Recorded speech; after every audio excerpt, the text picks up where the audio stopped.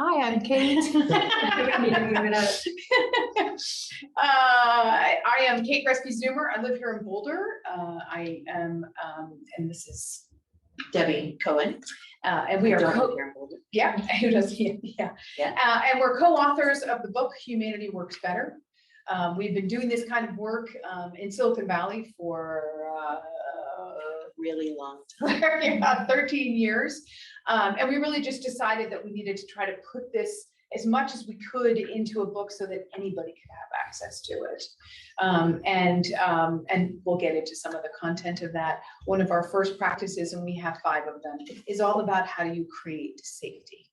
It is absolutely tantamount to the work that we're all trying to do out there in the world. So we were delighted to be invited to come and do this work with you all today.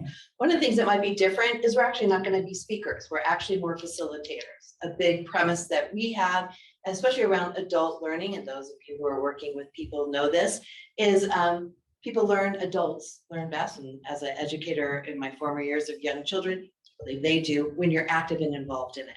So we're going to throw out some ideas. We're going to ask you a bunch of questions. We're going to engage you in the learning that's going to happen here with the hopes that when you leave here tonight, there's at least one thing that you can leave and do a little bit differently with your teams or in your workplace or with the people you work for to create a different level of trust and safety for you and the people around you. At the center of our model, and I think it's available for those of you virtually, it's here in the handouts in front of you, but in the very center of the model, when Kate and I developed this, it's part of our book, it is the foundation, it's also our company is called Humanity Works, and at the center of everything we do is you.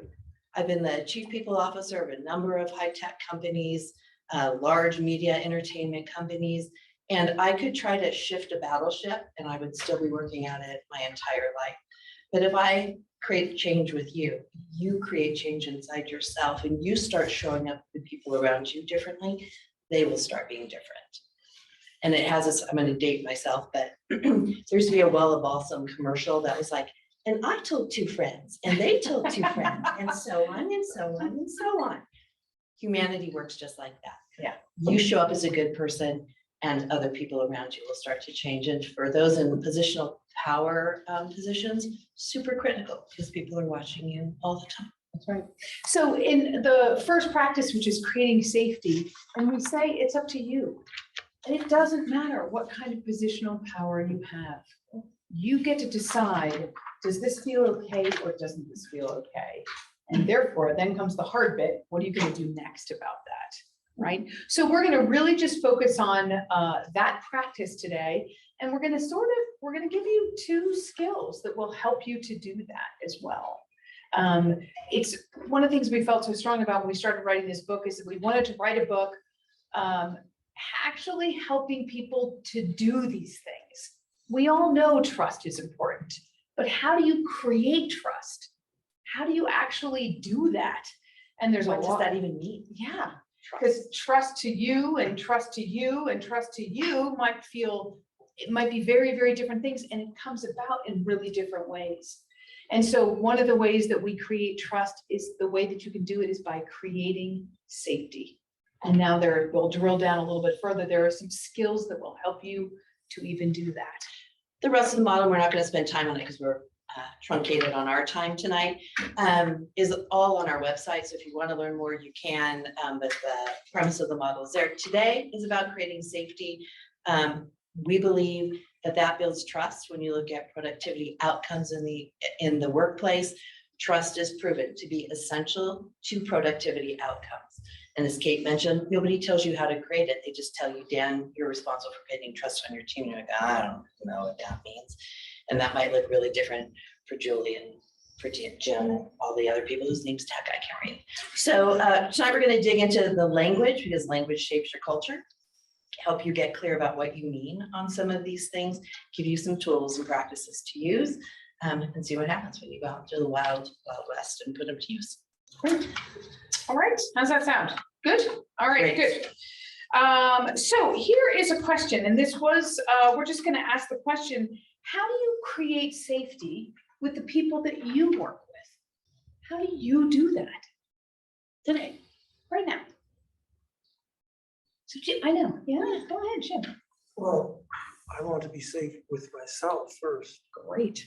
I don't want to be reactive and abuse to myself. So if I'm not, I won't trust anybody else. That's right. So you're starting with you. Start with myself. I love it. Start with yourself. Great. How else? Love that. Yeah. I try by living in my integrity, doing what I say, following up, those types of things to show that I am a person who's worth being trusted. That's right. Integrity is cool. Yeah. Sorry. Dan? Yes. I would have to second what I don't know who said, the gentleman just said. Something I'm working on myself with referential influence is really doing what I say and doing some exercises to like break down my workflow. As a coach, I have so many things I have to do. I drop a lot of balls and I'm learning how to keep those in the air visibly so that people know that I'm always giving them attention. But by doing that, I am also convincing myself that these are things I can do and building confidence in myself. So again, doing as we say. That's great. Julie, and then Louisa. So two things. One, I try to actively listen and make sure that they know they're being heard. And then two, I try to elicit some ground rules from the group itself about how they want to conduct the business that we are doing. That's great. Yeah. In our world, we would call those boundaries. You're setting some ground rules for how you're going to be together. And in that, it creates safety because everybody knows what's expected. Yeah. Great. For me, I like to, one of the most important things for me. Just You got it. One thing that's important for me is approaching situations with non-judgmental attitude. Yeah, that's right. That's right. And I know how that goes sometimes. You have good days and you have not such good days, right? That's also why we have the word humanity in our book, because we are human. And sometimes if you haven't had enough sleep, maybe we're not at our best, right? And so the only thing you can really do is to work hard at that, to work hard at all of these things, right? You know, and part of what you're talking about is the subtitle of our book, you know, which is raising your consciousness. The subtitle of our book is Five practices, how to lead with awareness, choice, and the courage to change. because that's what happens. It starts with that level of awareness, right? I want to lead with integrity. I don't want to be reactive, That's which right. is 70% of adults, by the way, never grow out of a reactive state. That's right. 70%, 7 out of every 10 of us Yeah. live in a very reactive place. Something comes at us.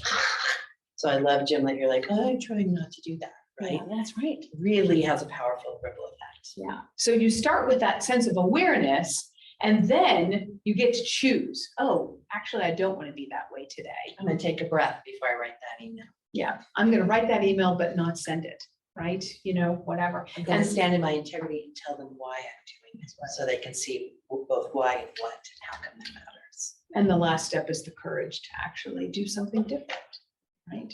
So that's what we're gonna focus today on, this first practice of how do you create safety? Because it's something that's a little bit more complicated than we think. One of the things when we get started, and we're gonna play with this because it gets in the way of creating safety, are little things called assumptions.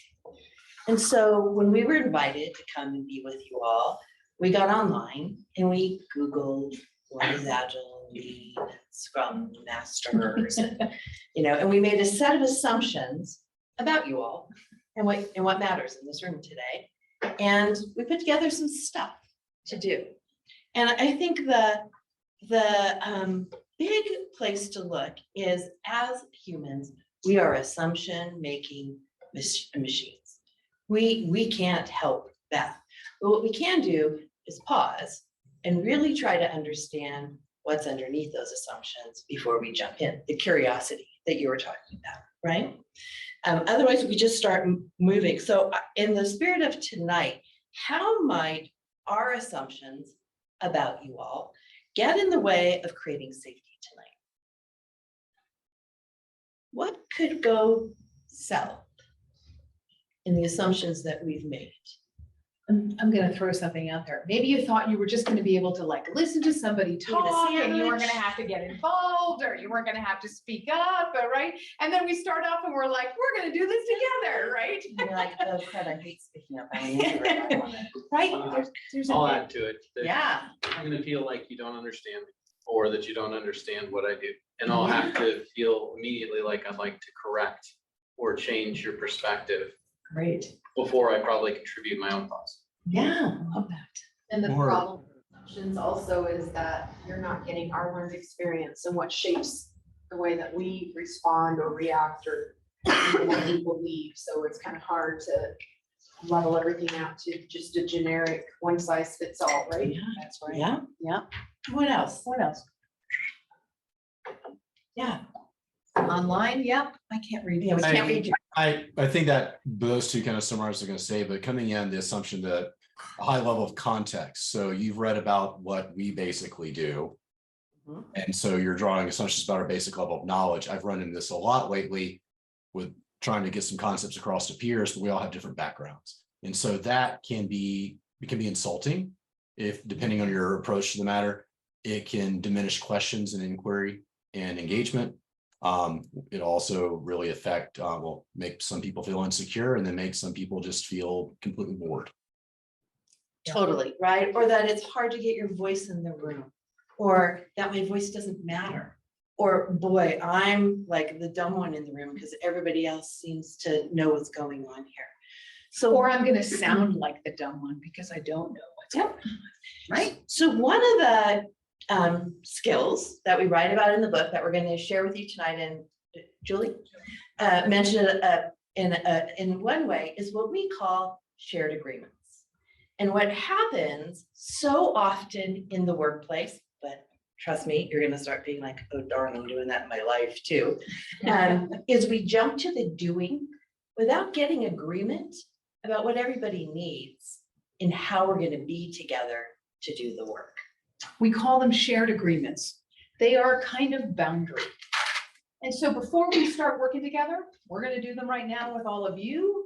And the question is, in order to make this next hour and a half, hour and 10 minutes, or whatever it is, in order for that to feel worth your time, Valuable. valuable, right? We talk about money as a commodity, but we never talk about time. It's really important. What do you need from each other? What do you need from Debbie and I?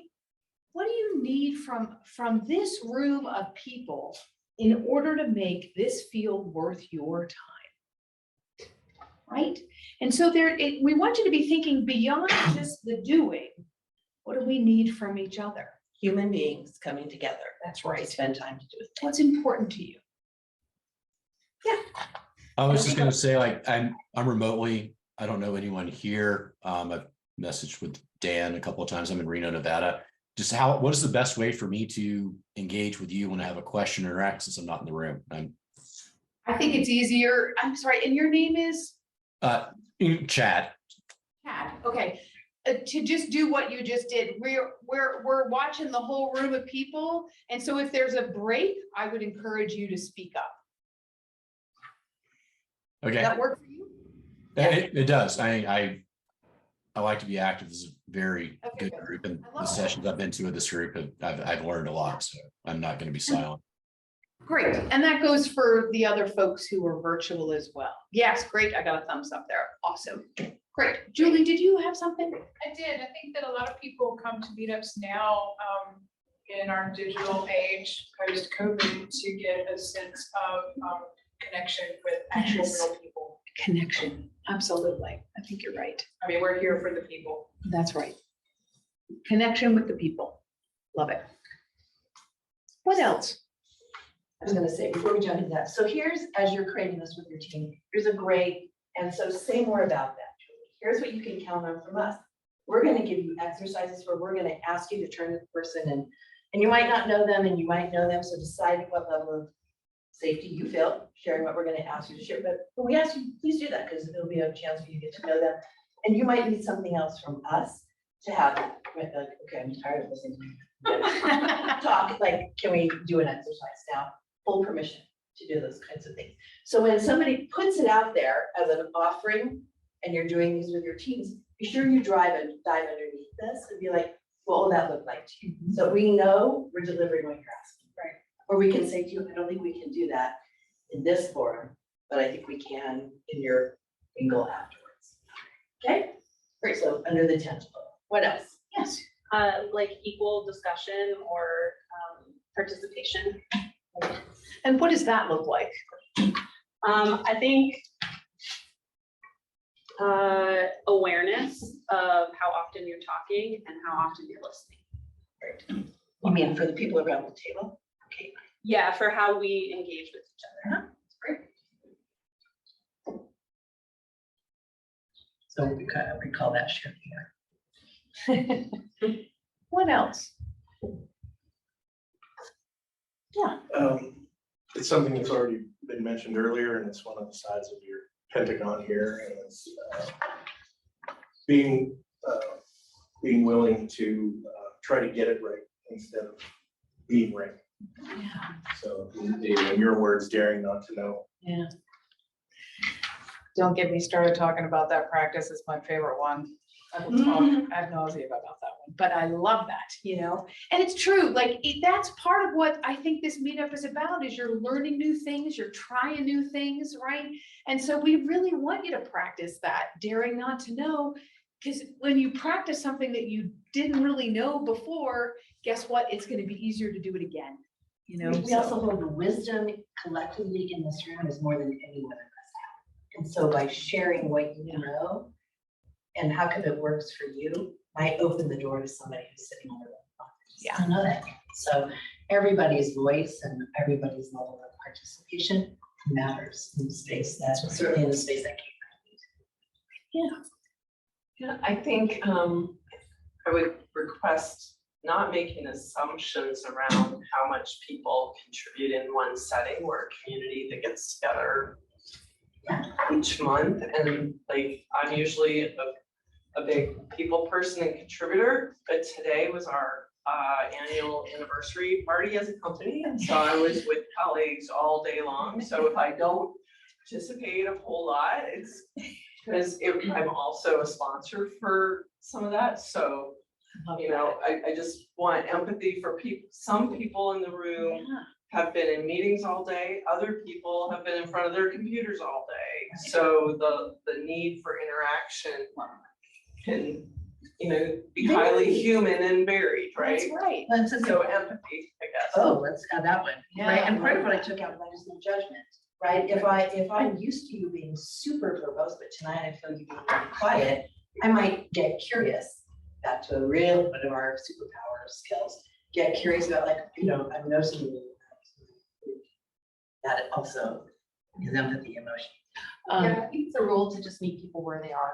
Yeah, that's you right. know, And y'all may be ready for some of these concepts and maybe you're not. That's tonight right, yeah. Or yet. So, yeah, don't feel pressured to. Here we go. This is one of our superpowers, as Deb just said a second ago. The antidote to judgment is curiosity. I know Ted Lasso has made that so famous, it's not even funny, but it is true. So if you ever find yourself in that position of being super judgmental about why are you doing it that way, right? Or whatever, there's an opportunity to just be super curious. Gosh, that is not the way I would do it, but I want to know why you would do it that way. Like, you know what I mean? It can really get you out of that mindset. And also that meet people where they are is also sometimes what will happen, especially if you're working with groups of people and it's new or unfamiliar, resistance will show up. Right? And sometimes people are hesitant to put their resistance in the room. Kate and I, we welcome that. Like we welcome the resistance because the resistance is usually a growth edge that's being pushed against. And so being able to say like, okay, like, I'm not sure I'm buying it on that.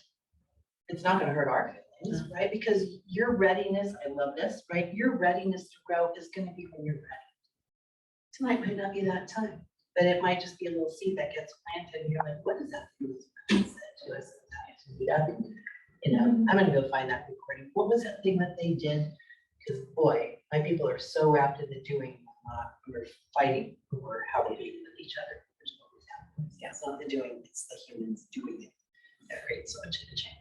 Here is an agreement I'm realizing I really need from you all, which is beginner's mind. What I mean by that, I don't know if you've had listening. I don't know if you've had shared agreements. I don't know if you've had what you've had, because you're meeting once a month. That's a lot, and you're having different people come in and teaching you different things. Here's what I'm going to sort of, if you've done a listening thing before, maybe you've done a listening thing that we're going to teach you. I don't know, maybe you're not, but just stay with us, because there may be a new layer to that, even if you've had it before, that you have an aha with. You know, so I'm just looking around. Are you guys kind of cool to be beginner's mindset on some of this stuff? Okay, I'm seeing lots of nodding heads. Especially Thank at you. 7:30. Yeah. Yeah, that's great. And then we always have confidentiality, okay? In our world, confidentiality has a pretty specific definition, okay? So what that means is I'm not allowed to go like, oh my God, Dan did this thing in this breakout session. That's called gossip. Not allowed to share that. You're not allowed to do that. Not allowed to do that. But I can share, oh my God, I did this listening thing and I realized I'm really comfortable in level 2, but level 3, oh my God, that was really, whatever you're getting out of this, you can share. But whatever is happening in this room, 2 sort of different people, you will hold that as confidential. Imagine what that does in a room or on a team when they make that kind of agreement with each other. That makes it safe to feel or say I messed up or I didn't know, or if you know by lunchtime half the room is gonna know that you screwed up on that thing. That's right. Talk about creating safety, my friends. This one will do it. So we actually ask that we want everyone's hands to raise on this confidentiality. You will share what you're getting out of it. You will not necessarily share what you see other people getting out of it, or share that something's happening in the group. All right. Online people, yes. Virtual people, great. Thank you. Appreciate that. Great. So you get the idea. So what happens in real life, and this is real life with shared agreements, is you keep these. So my mom and I travel a lot together. And before we start a trip, we make shared agreements. How does she want to be on this trip? What do I want? She needs to go to bed at 8 o'clock. Well, I want to be up until 10. What happens if we're sharing one room? Right? What happens if I want to do something super active and she wants to stay by the pool? How are we going to navigate those things that we both want to do? But what's important is we're on this trip together. Those together look like cat. Are you familiar with high trust agreements? Similar. So do you treat these as high trust agreements, and should we define what that means for everybody else in the room? Go ahead. Go ahead and define. So my understanding of a high trust agreement is we agree to investigate the agreement as the source of the problem. Yeah. When we have conflict. Yes. When things aren't working, rather than looking at each other as the source of the problem Yes. first. I love that. Right? Kate and I will talk about when we get brought into companies, and usually it's between the founder and the CEO when things are not working out well. Imagine the ripple effect of that little thing. It's almost always because there's high trust. Either they just jumped into the doing of the work and they never made some agreements with each other about how they're going to navigate. But the beauty with shared agreements is when conflict happens, and it will, because we're humans, and competition comes in, or there's a lack of resources, or speed becomes an issue, or we have to pivot and change and start doing this and not that, and the doing gets messy.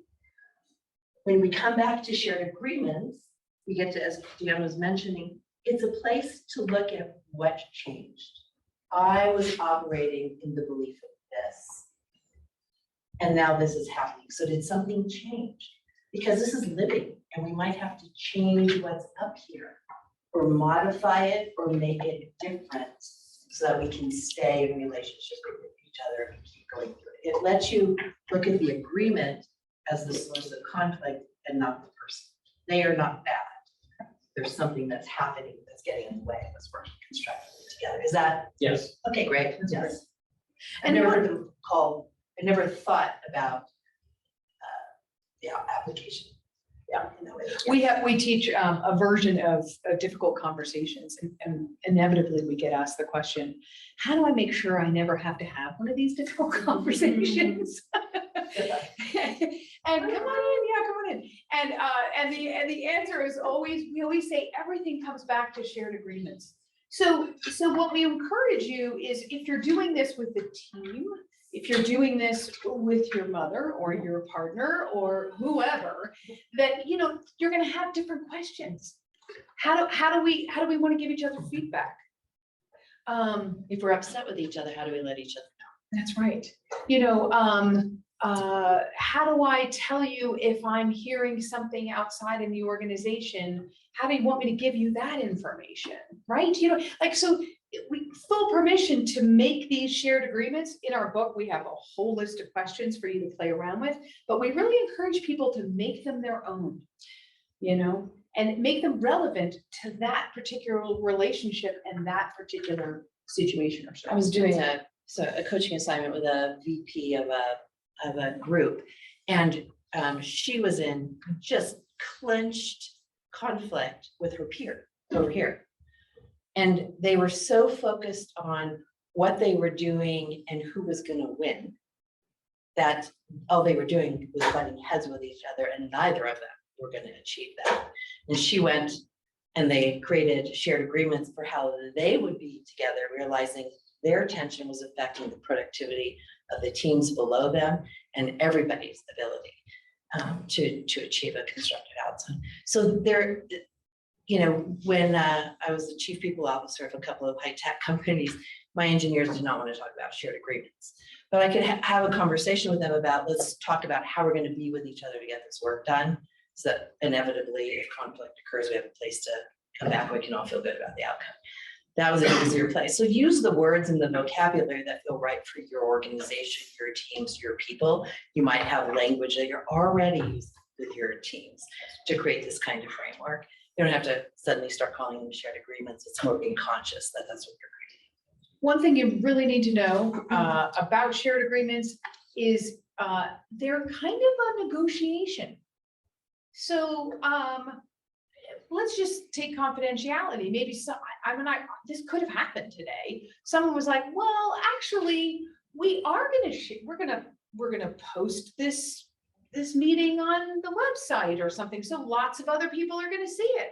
Well, there goes our confidentiality agreement right then and there, which is fine. But we would all need to be in conversation about that. Well, then let's do this. Let's only have it up for a week. Let's not have it up indefinitely, whatever. I don't know what those would have looked like, right? But just know that just because, as coaches, one of my favorite questions when I'm coaching someone is like, you'll take the notes for me. No, I won't. They're not my notes. They're your notes. You're the one being coached. You know what I mean? And so that is often something that I have to negotiate with the person that I'm working with. Just because they ask me to do something does not mean I have to do it, and vice versa. Just because I've asked them to do something does not mean they have to do it. It actually levels the playing field. Both have power. That's the key of a shared agreement. So big takeaways for shared agreements is they're co-created and agreed to by all parties involved. That helps, as Dan pointed out, when conflict occurs, you have a template to come back to and say, here's what we talked about, what's changed. They create boundaries. They do. They create boundaries. They clarify roles. So that's a place to look when you are wanting to create shared agreements with somebody on your team or with a team of people. What boundaries might we need to clarify? What's happened in the past? What's my knowledge tell me about the boundaries and role clarifying that needs to happen? Let's make sure we have that conversation before we even begin one. And they're living, breathing conversations and negotiations. You might have them with your team, but if you have a new member to your team added, the opportunity isn't just to say, and here's our shared agreements, get on board. It's actually to say, here's our shared agreements, here's how they're working for us. Is there anything else you need or you have questions about? Different way of creating safety for that person and feeling a part of the team. So, How do you propose keeping them alive? Mm-hmm. We have them written up. So when we do trainings with some of our clients. We're with our teams of people for a year. Sometimes we're in once a quarter. and they're on the live document. We pull them up at the beginning of each session and say, before we kick off today's work, because each time we get more and more vulnerable in the work that we do with them. Today, we're going to be getting even deeper. Is there anything that you need? How are we doing with these? Sometimes we'll come up and be like, you know, let's give ourselves some acknowledgements for some ways that the shared agreements are really. So sometimes we'll start out that way. And then is there anything else that we need? And sometimes we'll just say, we've got new people to the group who can walk them through our shared agreements and see if there's anything else. So we just use them as part of the beginning of every single session. Now, you're with your teams every day. You might not need to do that, but I would keep them in a living place. So wiki, you know, whatever your project team documents are, someplace live that's accessible to everybody. Hey, sorry to interrupt, but just like maybe I just had the idea, just keeping it as a link to your Confluence page or whatever in your meeting agenda. It's always there, so it's people can reference it in the meeting. So you don't have to rehash it, but it's available to people and they can go back and go like we just said. Yeah, I had them with when I would do one-on-ones with people. I had with every CEO I was a partner with. We had shared agreements with everybody who reported into me. I had shared agreements, and so they're just living. Thank you so much. Living documents. Yeah. Okay, thanks. Great. So And there's more question here. another question. Yes. As a new member to this group, Yes. Welcome. how would you market this to people who are saying, I'm too busy doing my work Yes. Great question. to have this conversation? What value does this add? Yeah. Great. I mean, I might get curious and say, how are all those working relationships going? Do you ever have any conflict in those working relationships? They're fine. They're fine. Yeah, that's great. And you know, so you can't listen, believe me, you cannot, you know, lead a horse to water and make him drink it. Like, you know, you just sort of can't do that. But in terms of, you sort of say, can we just give it a shot? Can we try this out? I can feel your resistance. There are some things I need. And so I need to put them out on the table. Can you agree to these or not? I love that. You get to take, I'm a little bit more direct about that, less polite, right? I get it. You don't want to go along with me, but I'm part of this. I am part of this relationship too. And this is what I need. And this is what I need as part of the relationship. And I'm totally open to what your needs might be. I hear you. You don't want to put your voice out there right now. I need to know. Here's the other thing. Doesn't take very long. We're taking a lot longer because we're teaching you about this skill as we're doing it, but actually it doesn't take very long. On our agenda with a standing team, there's no more than 5 minutes on the agenda for shared agreements, unless there's conflict in the team. And the benefits can be astounding. Increased velocity for your group, Yes. you know, increased, you know, well-being of your members. Like usually if you talk about the benefits of doing exercises like this, people get on board fast because they will move faster. That's right. That's exactly right. And often underrepresented voices will have, their voices will start to come to the table a little bit more than just having a meeting where the dominant voices start to guide the direction. This is a way for all voices to come in. And as a facilitator, you'd be like, hey, Natalie, I haven't heard anything from you. Is there anything important you want to know to this? Oh, but thank you for asking. All right. We're going to shift to 3 different levels of listening. Does anybody know 3 levels of listening? Have you ever heard of that? Yes, I know you have. And Julie, you met Natalie, full disclosure, I used to work with you. So, yeah, you have heard. Okay, great. So I mean, pipe in, help me teach this. how many of you have heard about active listening? How many of you actively practice active listening? Great, this is a riff on beginner mindset. This is a riff on active listening. That's right. So this comes from the Coaches Training Institute, CTI. Well, they're called the Coaches Leadership Institute, I think. Anyway, they've changed their name. But anyway, this comes from them. There's 3 different levels of listening. Okay. Level 1 listening. Level 1 listening is what is going on inside your head. Kevin, if I ask you a question, what do you think of the color blue? You have to go to your level 1 to say, what might you say about the color? You love it? You hate it? I don't know. What shade? Okay. And so level 1 listening, sorry, moving ahead. Level 1 listening is what's happening to me. What am I thinking? What am I feeling? What am I doing?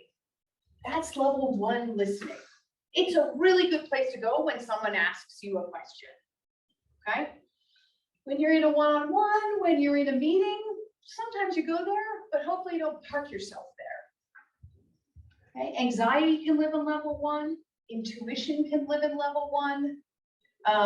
Learning happens in level 1. What? Learning happens Learning in happens in level 1. You gotta go inside your head and make meaning of what the heck we're just talking about, okay? So you think about when we stood up here and said, we're not gonna just give you a talk, although I'm noticing you're talking a lot.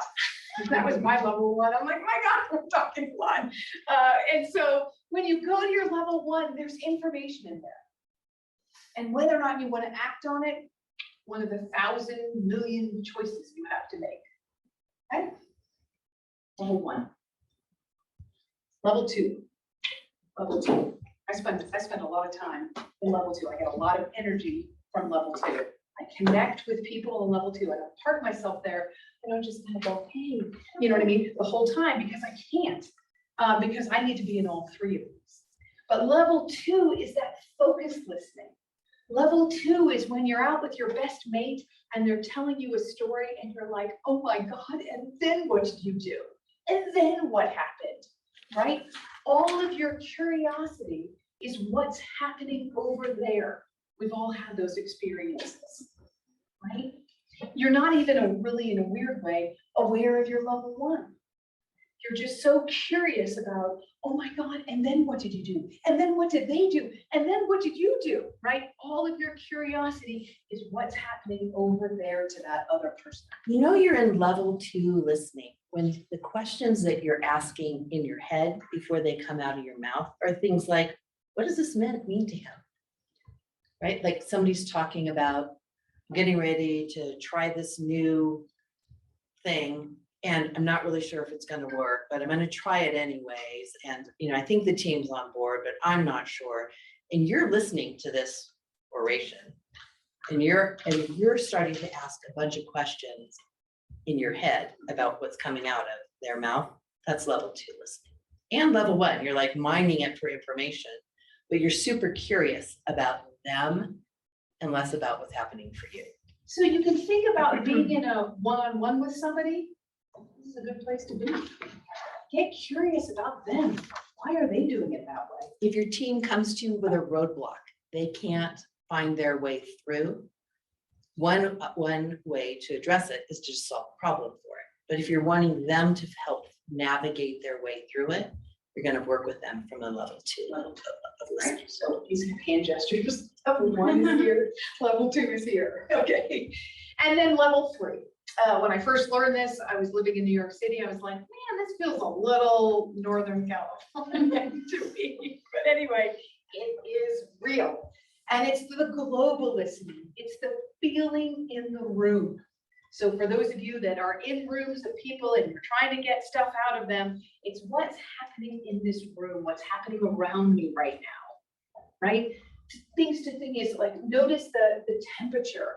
When I start to move around the room, I can feel the level 3 changing as I am walking around the room. These people are like, oh my God, I sat at this end of the table, so I didn't have to be closer. You know, and so like notice that as leaders, when you are in front of the room, you can shift it. If someone's on their phone and you've asked them not to be on their phone, all you got to do is walk over near them if you're in person and they will be off their phones. And so this is the global listening part of this, right? Is like, what's the feeling in the room? Right now, I'm going to ask some brave soul to tell me, use a word to define the feeling in this room right now. Just pop out a word. Engaged. What? Engaged. Engaged. What was that? Attentive. Attentive, engaged. I had confused jumping through my head when we were in level 2 there for a There minute. may be a little bit of that. I can tell there's a little bit of like, is this real? Is this really not real? How do I use this? Right? Did you have something? No. I was gonna ask, Yeah. in the hybrid, Yes. how do you take the temperature effectively? Let me just ask. I'm going to ask that. I'm going to answer that question with another question. When you're on a Zoom call, can you tell if people are paying attention or not? Yes. Kate and I were leading a room that did capital riots. Well, We were in the middle of a training Hold on. with 40 people on screen when the Capitol riots were taking place. We did not even know what was going on to know something not good was happening. Yeah. Just by reading the feeling in the room. Todd, you had something online? Yeah, I mean, the level of engagement, the tone of voice, even though I can't see everybody on the camera, you feel it. They're high quality questions, high quality comments, positive kind of inflections in the voice, and there's just an energy, so you can sense it. You just have to be in tune with your senses, and it's a different set of senses online. So I love that question, because we always think, oh, it's online, that's not going to really work, or, can I really, and we do, we know when people are not paying attention, we know when they're, and doing it over here, like we can feel it, you know what I mean? Part of what we need to do is just give ourselves permission to feel it, or to speak to it. Hey, I can tell people are a little distracted. Maybe it's time for a break. Like, you don't have to call people out, but you can choose to deal with it or not deal with it. So when we're teaching level 3, those of us that are here in this part of the world and flying these days, right? I love to remind people, when you're coming in and landing to Denver usually, and everything is fine and people are reading their iPads or their books or whatever, and then we hit that pocket of, oh so lovely, turbulence, the level 3 in that cabin changes like that. It's real. Now, what do you do about it? So the thing about levels of listening and why we offered it as a skill for you all in the context of creating safety. Remember, that's the whole purpose of tonight, creating safety. First, this is a superpower skill. You can use it in any one of our models. It is a good skill for all humans to realize there's more than active listening. There are 3 different levels you can listen at. You will scan and gather information. That's what this is all for. You're gathering information as you're listening. And then you're at a decision point. What do I do with that information? And in the spirit of creating safety, right? Now you're at the choice, subtitle of the book, on what do I do with what I'm hearing. Part of that is, what are you trying to create? So let's play with this just for a little bit. Let's start from where we just ended. Let's start with level 3 listening. And you've got a team of people. Do y'all have teams of people? Am I making that assumption? Do y'all have like teams? You're either a part of a team or you're leading a team. Or you have a team in your life somewhere, even if it's a job. Like, let's just all be team members here for a minute. Something is happening in that team and people are uncomfortable. What does that feel like? Not safe. Doesn't feel safe. What else? What describe that not safe? Tension. Tension. What else is there? Yes. Feels like quiet. It feels quiet. Yeah. Nobody's Body safe. language, or clamming up a bit or That's looking it, that's down. Crossed arms, yeah. The Body language is closed. Yeah, That's right. they might stop showing up for meetings. Right, no value to them. So if you sense the level 3 listening, to Kate's point, your job isn't to fix it. Your job is to name it. That's all you got to. Making it safe is about naming it. Okay. So in our unhealthy team dynamic, when it feels tense, too quiet, closed, not safe, what are some things we could say? That doesn't fix it, it just names it. Let's practice that. People are sitting there Yes. nothing. You mean I've like, noticed it's gotten fairly hey, I quiet in sure here. feels tense here. Yes, hey, it sure feels tense here. What does that do to the room? Shit, feels tense here. Or it might not. No, I'm feeling okay. Tell me more about that, Jim. I don't know, I was just reading this thing and it felt like it's kind of tense. It might not be. You might be having a whole assumption. But naming it lets you put it down so you can start to listen in other different ways. So I love where you're pointing, you just name it. Feel tense in here to anybody? And people might say, oh my God, it does. And you could, great, let's talk about What's that. that all about? Because if we're not talking about that, nobody else is listening to whatever, back to productivity outcomes. We're trying to get that. That's right. What else could you say? What about this? Let's go to this. Well, it could be Boulder room because I find myself doing that. Yes, right. So good. what would you say? That's because that's an assumption, right? The assumption might be everybody's closed off, but so what do you do? What do you do with this? You try to unfold it, you ask about it, and even mimic it. Like, I see a lot of this. What's in that? Yes. You know, anybody want to tell me? One of the things I've done, because we're a 100% remote company, so like when I'm doing meetings or ceremonies, ask a question, I'll just usually, often it's silent because people are multitasking. I'll just say like, wow, your silence is so loud. Does anybody want to talk about what's going on? Like your silence is deafening here. Yeah, So right. is there something to talk about? And sometimes I'll probably say about 25% of the time it shifts the meeting to like, yeah, we're not down with this right now because we're distracted because of a deliverable, and let's just reschedule. You don't need that. I'm flexible. So anyway, I usually make a joke out of it, and somebody will usually snicker or like, you got it. So we're not paying attention to you right now. Well, let's just cancel. I love that. This is what I love about that, Chad. What I love about that is that, oh, okay, so now you know. You're not sitting over there going, well, I'm gonna plow through and I'm gonna like teach this thing regardless, even though they've just been given a deliverable and they don't have the time to do this thing right now. That doesn't mean this thing is important, that you think is important. It means that maybe now isn't the time to do it. So have that conversation.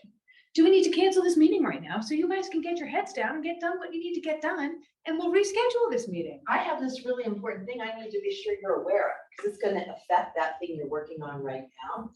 So how about if we take 5 minutes? Let me put this in front of you, and then you can get back to it. Yeah. Right? It's a place to name it so that you can unearth what it's about, and then you decide. I hear you guys are really distracted right now with that activism and stuff, right? And I have something that I think is important for you to know that could affect I need 5 minutes of your time. Can you give that to me? That's a clear request. Okay. I have a question. Yeah. So, one thing I notice is when silence like that is happening, it actually, as I'm typically like a meeting leader, it makes me really nervous, and then I can like hear it in my voice, like my confidence level starts going down, even though like I work very closely with these folks. Yeah. I'm just curious if there's like a way, without like making it about yourself, right? But instead being like vulnerable, like I'm noticing that there's silence. It's making me feel really nervous. Like what if that's like an appropriate time to kind of like add vulnerability in there to hopefully make people comfortable sharing. How would you all respond to that? 100%, right? And I might even say, I need you to help me out here. Because who's not going to want to help out somebody who's nervous, right? Yeah. But that is a very vulnerable place. It also is a great example of level one listening. You're in your head, right? You're listening to yourself, and that can get in the way you're getting. And so you can choose to address that. Right. Your silence is shaking my confidence here. And so is there something we need to talk about? Or can I, make a request? I need a little bit more participation. Will you help me? And now we've been in rooms of people. I just have to do a huge shout out. If you haven't read the book Quiet, I want everybody on the planet to read the book Quiet. How to be an introvert in a world that can't stop talking. Susan Cain, fabulous, right? People process information really, really differently. And I've been in that room where I've been told by people, no, we're just processing what's going on. And I'm working with a bunch of introverts, and they just need to kind of go inside and make sense of it. And they're still paying attention. They're just, I'm an extrovert, if you can't tell. I don't know what I'm thinking until the words come out of my mouth. That is the definition of an extrovert, right? But like with introverts, they really, and my twin sister is one, my niece is one, and it's changed my life with both of those people. And, but it's like, they just sometimes, but it doesn't mean that it's not valid to have that conversation. Because what you're doing is you're opening it up to this diversity of people, process, and deal with information differently. Yes, I just want to let you know, I'm like obsessed with that book. I was Oh like, my I have God. so seen. Oh my But God. also, like, I also am an introvert that like, I was Scrum Master at the same time, which people are like, what? Like record scratch, but like, I also Yes. struggle on the calls when people are not on camera with everybody being quiet, and then I'm like, how do I? Oh my God. Yeah. I think everybody on the planet should read this book. It's also a great example of coming back to shared agreements, right? So I used to have a president of a company that I was doing some work with, huge introvert. So I'd go charging him with my list of things that we need to talk about and get done. He would just like recoil in front of me. And I'd be like, what is wrong with him? Like, he's running this whole division. We've got stuff to do. Let's go, folks. That did not work so well, right? It wasn't about him. That was about me. Our two working together, not about me. It's all about him. And so what I had to realize is he is fabulous if I send him stuff ahead of time. Yes. Introverts love that, right? Because they want to read it. They want to think before they say, and they want to know that what they're going to say is going to matter. They don't want to waste a lot of time in that talking stuff, right? And so the help me out might be like, I'm not prepared to make a decision in this meeting because I didn't get the information ahead of time. Oh, okay. Well, now we're going to start making some shared agreements so that everybody can be fully participatory. Introverts in particular like to have stuff ahead of time. It's very Chat. Oh, Chad, yeah. Thank you. Around that, people being prepared, like being on the spot, introverts. I'm curious, are you familiar with the work of Edward Tufte? So he's I'm a fanboy, so I proceed with caution. He's a statistician from Princeton. He's known for data visualization, but he's all about making presentations and communication about the content, not the format. So he is the person that coined the term death by PowerPoint, because PowerPoint actually resulted in the death of some people, not boredom like you think. The reason I go to this is because he's worked with several executives. Most recently, most notably, Jeff Bezos at Amazon, and going to a meeting and saying, here is your report, not your PowerPoint. Here's your report for the meeting, a document, please sit and read it. Not sending it ahead of time because you have other things pulling your attention, but going, you're in the room. We're going to take 15 minutes to read. We're going to take 15 minutes to discuss. You key in on the points that are important to you. You have their undivided attention. It's just I'll send a link out to Edward Tufte's course. You spurred some other thought. I just did another course from him and I'm writing a post about it for work. So when you're talking about that and being on the spot and being prepared, creating a space for people to be prepared, because even when people send me things ahead of time, I often don't get the opportunity to read them. That's great. Another great trick to that is always to be like, the purpose of this meeting is this. The purpose of this meeting was information sharing, right?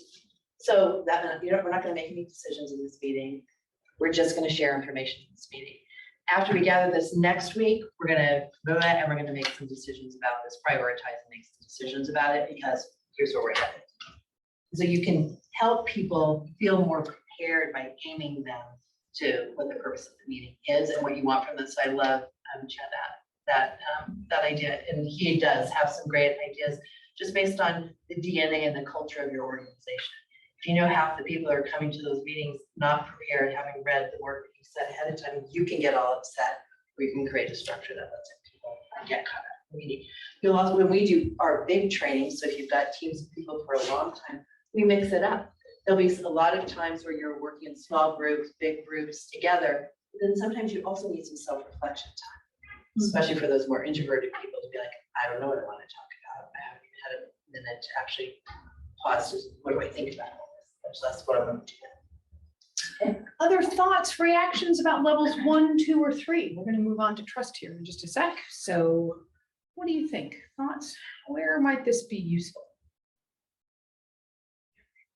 Everywhere. Yes. I do like that it's the 3 levels of listening, but I think you can apply it to additional senses. So if you say vision, or are you hearing me? Yeah, there we go. Oh, someone just turned the volume up. There you go. Great. Oh. Say that again. I like that it's 3 levels of listening. I think it does apply to other senses like visual or thinking, or other forms of sensing besides Yes. just hearing. Love that. Thanks. I have a question. I had a CEO that would use level 3 in the form of like naming it, but with a joke to kind of cut tension. Is that the same thing, or is that a different So technique? they'd be like, wow, there's a lot of sarcasm in this room today. Like that? Yeah, he would say a joke and it would kind of cut the tension a bit. Is like icebreakers and tension cutting the same thing as naming it? Did it feel safe? Yeah. Okay, good, yeah. Humor can absolutely shift the level 3. If the level 3 is really low and people are like in this quagmire and they don't know how to, humor can be sort of thrown into the middle of that room and it can lighten it up, right? And the same thing can happen in reverse, right? If everyone's like, ha, ha, ha, ha, you know what I mean? And then, you know, it's like, yeah, but we're here to do this. It can bring it down. So that absolutely can help shift. What Debbie is pointing to by asking that question is that you have to be careful with it. You have to be careful that it doesn't feel personal, doesn't cut. It doesn't cut. If it cuts, then it will not feel safe. And so that's that place to watch. Sometimes we have unintended impacts that we don't intend, but can leave it feeling unsafe. And in that case, I would feel the obligation to go back and say, hey, I'm not sure that landed. I wouldn't do it in front of the group. I'd go over and say like, you know, I love it when you do that. It really works today. I think it may not have worked. And that lets them take a chance to go back and repair that relationship if it's been damaged. Or if you're the perpetrator, I have had to say, you know, basically apologize Yes. or name what I did that didn't work Right. for everybody. Right. And acknowledge it. Or sometimes I would go, Be humble. or I'd go to the person afterwards and say, I just want to check in. Because I know usually Lola uses this and, you know, it helps. Was that helpful to you or not? And that just getting curious with that person, well, that's like level 2. I just want to come over here and make sure you're okay. So the point is not to park yourself at any one of the 3. The point, there is good information in level 1, level 2, and level 3. And I love where you're looking, which is like, start to notice when it works to help create safety. Where you park yourself and it's not working out so well. And what maybe you can shift to make it more, to deepen the meaning of it. You know, is it Shelby? Yeah, I love your example because that is a combination, and Deb pointed it out, that's a level 1 and a level 3. You're noticing the level 3, you're noticing what that level 3 is doing to your level 1, which is affecting how you're showing up in that room, right? So it's not linear, like even though they're given 1, 2, and 3, right? You want to scan between all of them because there's really good information in all of them. Natalie, can I put you on the spot? This is not new information for you. Any thoughts you could share with the group about how you use it or where it can help in creating safety? Yeah, absolutely. I introduced this to a lot of the teams that I actually use. I use a lot, most of these things I use because I've got a chance to actually see them before in action. But the 3 levels of listening is actually a fun and engaging way for your team to feel like they can voice their opinions and share with one another. And so literally sharing these resources with them, or, hey, I'm going to engage in level 1 right now. I'm noticing, and giving them those examples, I think also creates a level of vulnerability and transparency of what you're doing and peeling back the curtain. And also at the same time, sharing that knowledge and coaching them on something they can use in other areas of their own work. So, yeah.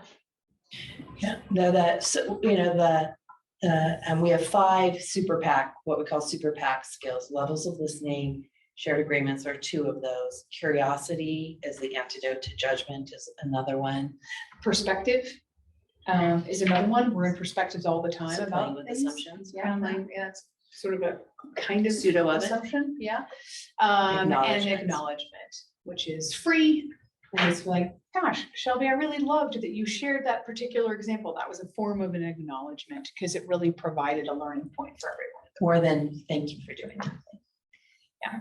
Okay. They help people feel seen. At the end of the day, all of these under the arc of creating safety, help the people you work with feel seen and heard. When people feel seen and heard, there's a level of safety to show up as needed.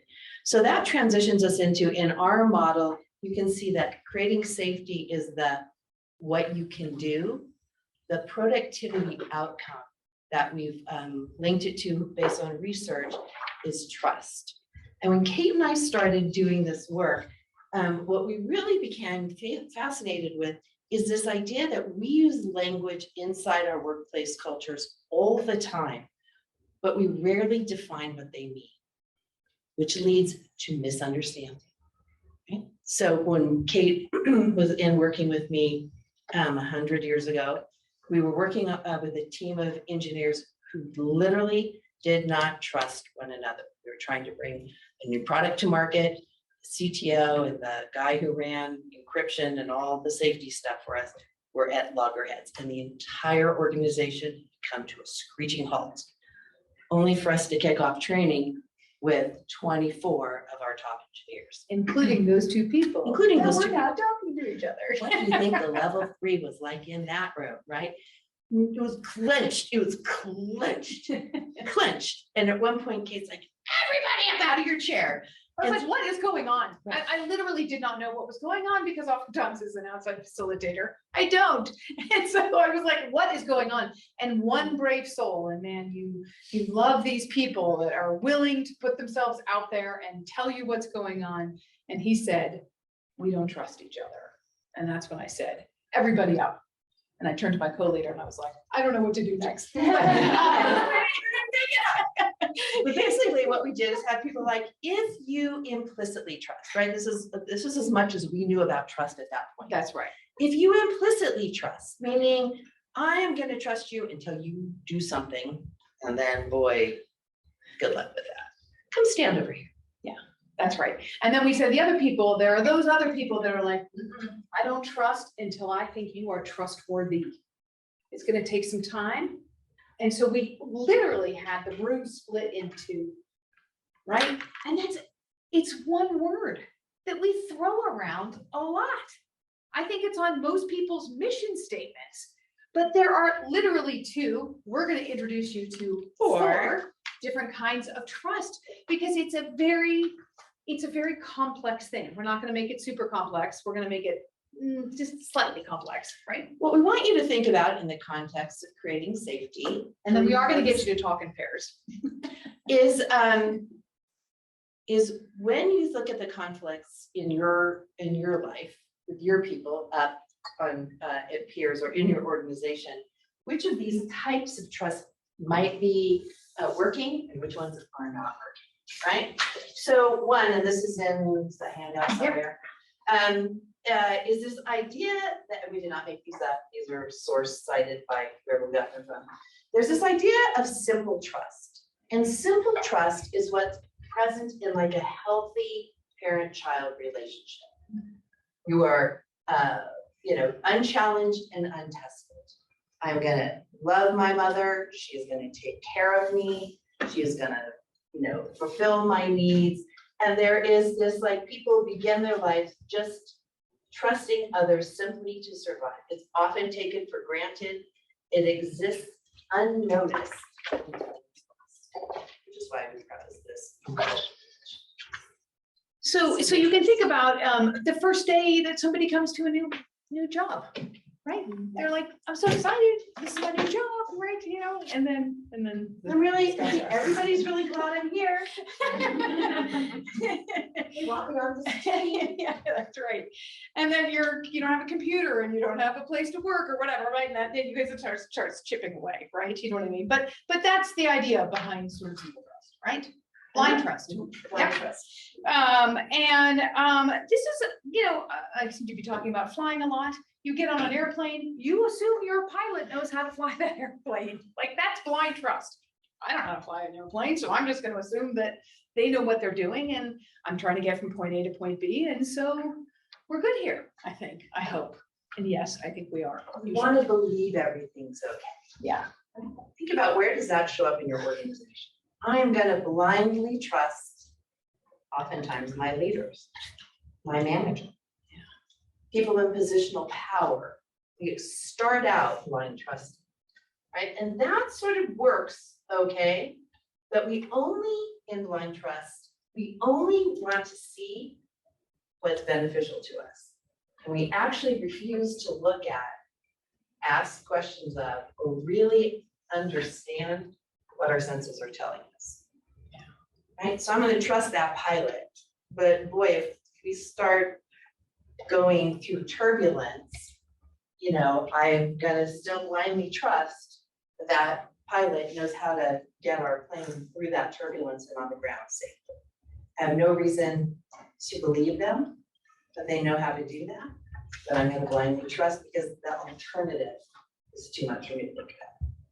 Right, at that moment, if I thought, oh my gosh, this pilot has no idea where to take this plane, how to get us down, that would be disquieting to me.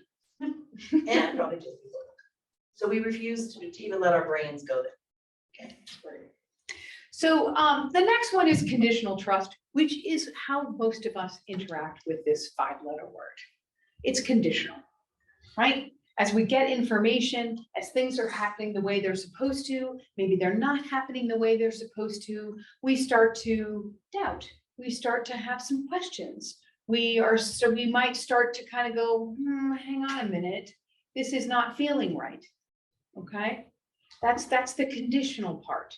So that might spark you to sort of want to go and have a conversation with somebody, or say, hey, wait a minute, I just need to slow this down for a second. You said this, and now you're doing this. Or so we need to have this conversation. Or if your reactive tendency is one to protect yourself, you'll distance and start just sort of pulling away. Yeah. And creating sort of a gap between yourself and that person because there's something that just feels not quite right there. So I can believe this part, but not that. So earlier today, when you were talking about you create safety by living into your integrity, as leaders, one of the things we can do to help people understand what we're doing and why it's important is to put those language to those two things together. I'm doing this because it's important to me that this. Now I know how to follow that. Yeah. It's a way to strengthen. Yeah. Can you say a bit more about the difference between conditional and authentic? We haven't gotten to authentic, so we'll talk about authentic. Yeah, that's great. We'll talk about authentic right now. And you know, authentic is, think about the people that you are closest with, who you adore. You just know, I can go and talk to this person. I can tell them what is really going on, what I'm struggling with, right? And it may not be going great, but I know this is sort of a trusted advisor. This is somebody who I trust, who I feel very safe with, who is not going to go and tell somebody else in the organization what's going on.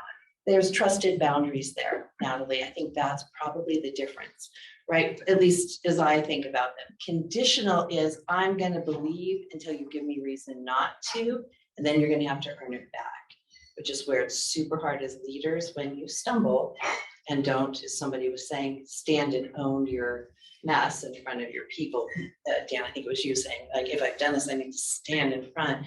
If I don't do that and it's questioned, and I'm gonna now stand over and say, I'm not so sure I can believe what Dan's gonna do next, right? That's not authentic trust. Authentic trust is Dan now saying, I made a mistake when I did that thing, and I'm gonna work better next time not to do that. I hope you'll stay with me. And you've created a relationship that lets me follow that because it's been given voice to. Another way that I love to think about the difference between conditional trust and authentic trust is there's probably just been more time that's gone by and there's been more positive experiences. Authentic trust takes longer. Yeah, it's like reliable, predictable over time.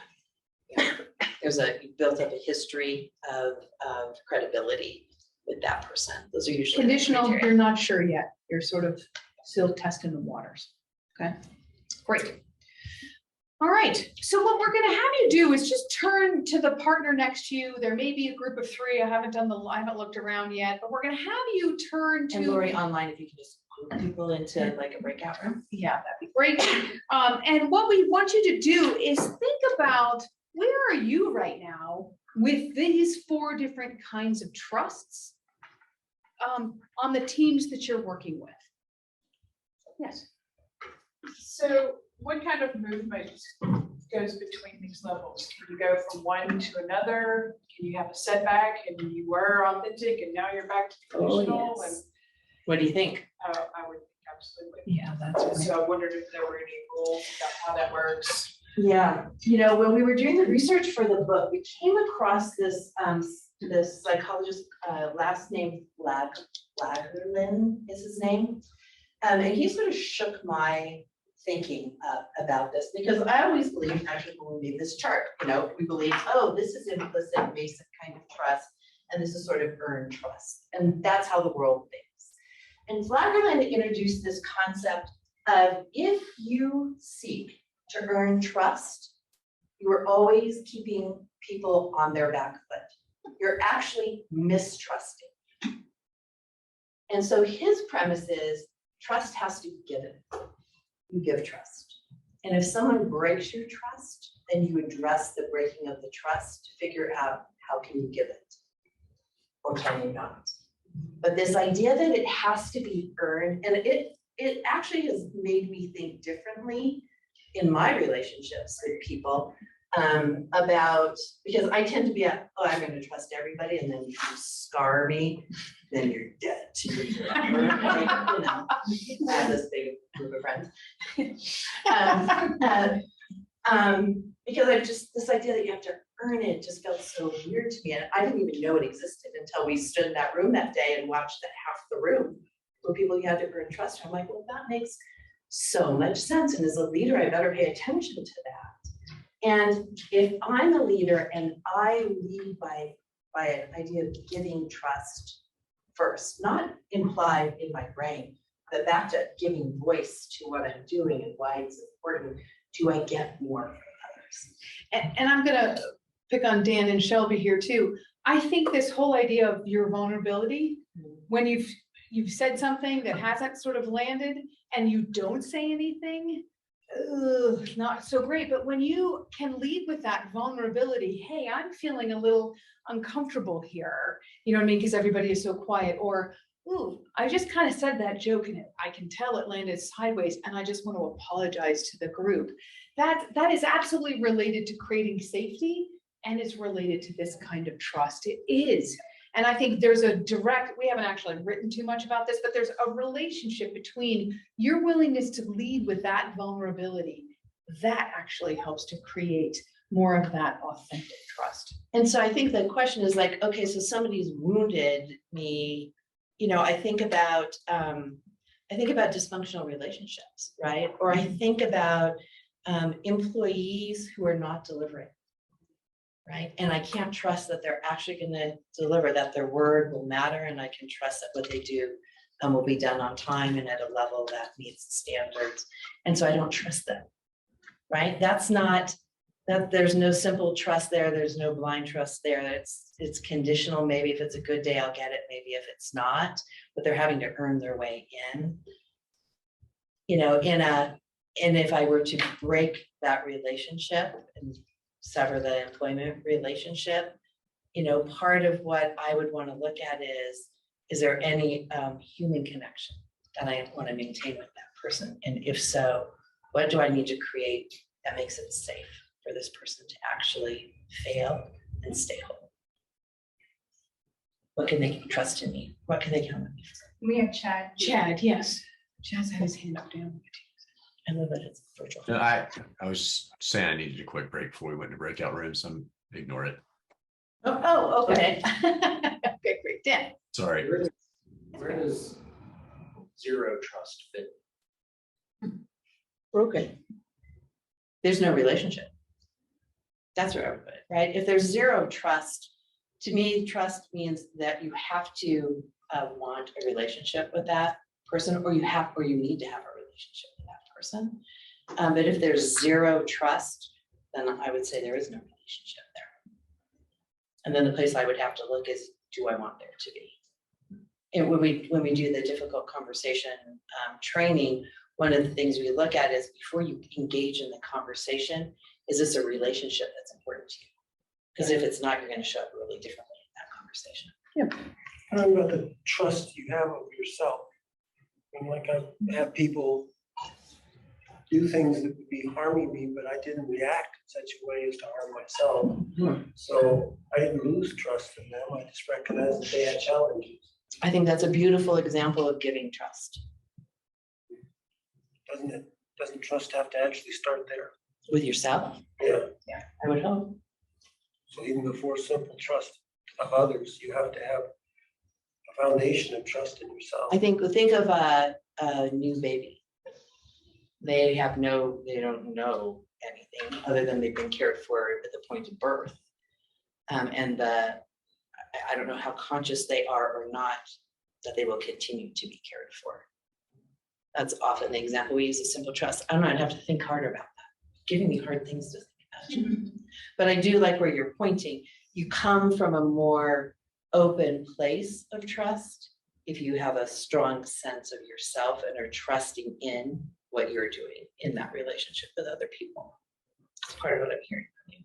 And I think that would be a foundation for good relationships. Certainly for authentic trust, it's going to be necessary. I've not met very many people that were trustworthy after they said, you have to earn my trust. What's the effect of that on you when they say? I don't care what you say after you. I literally don't give a damn about what you have to say after you say something like that. Because it comes from a place of judgment then, right? And I think that's part of Flagerman's writing is you are then holding a standard for other humans that's your standard. And that's an almost, it's your standard. maybe, It might right? not be, but you demand it from others. And it's almost an impossible level to get it. So people are like, why bother with you? Yeah. Chad has a comment.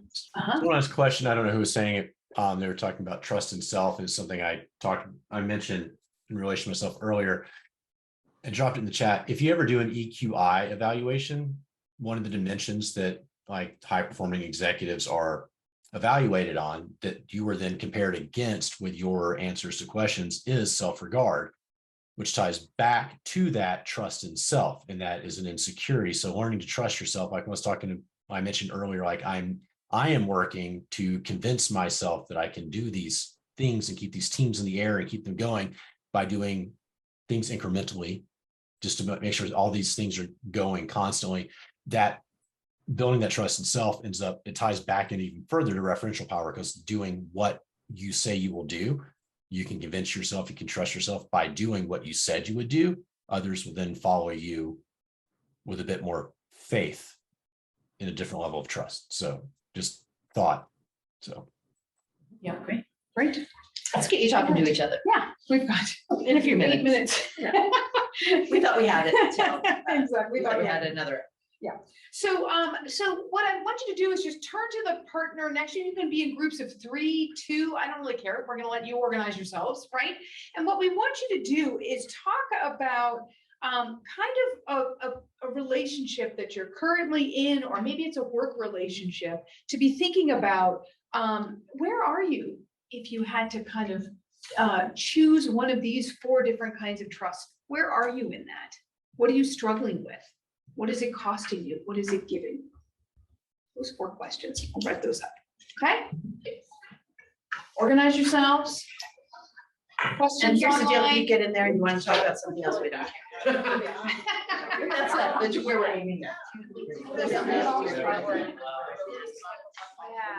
I guess. I'm Sam. Oh, I definitely. I've actually been thinking about this, like. I know, right? My job, I feel like I Professional. well, Yeah. I think that and just knowing what like how do you determine? But what are you